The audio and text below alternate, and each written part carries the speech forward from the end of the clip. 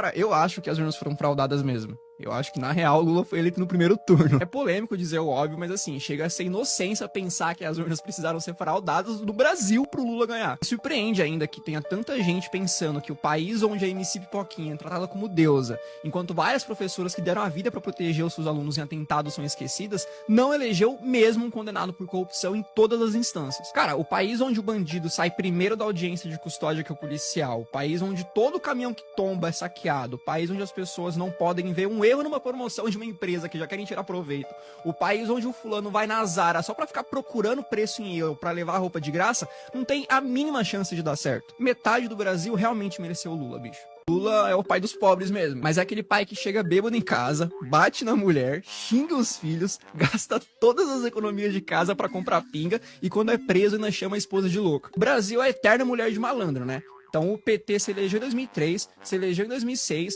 se elegeu em 2010, se elegeu em 2014, quase se elegeu em 2018, se elegeu em 2022 dizendo que mudaria o Brasil, mas o nosso país continua um dos mais pobres, um dos mais corruptos e um dos mais violentos do mundo. Assim, se isso não é síndrome de Estocolmo, eu não sei o que é, cara. Se você é um cristão de esquerda, ou você não leu Marx, ou você não leu a Bíblia. O próprio Marx, além de ser um ateu e ter construído todo o seu pensamento através do materialismo e do ateísmo, dizia que a religião era o ópio do povo. O socialismo tem essa ideia, né?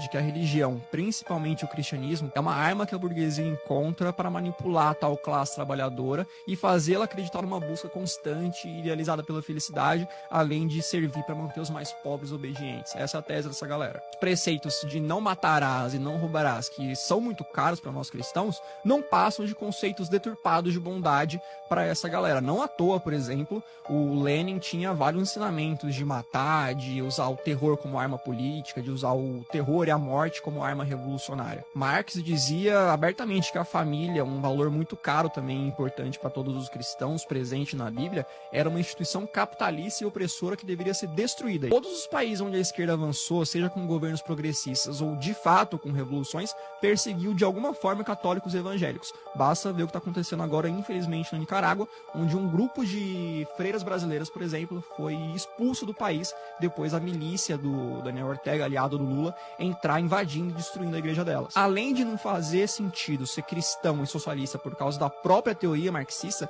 também não faz sentido ser cristão e socialista pela própria prática. Jesus pregava ali a caridade voluntária, não a tomada forçada da propriedade alheia. O jovem militante de esquerda é o exemplo vivo do porquê que eu defendo tanto o ensino de qualidade sem viés ideológico na sala de aula. Porque, mano, pensa comigo.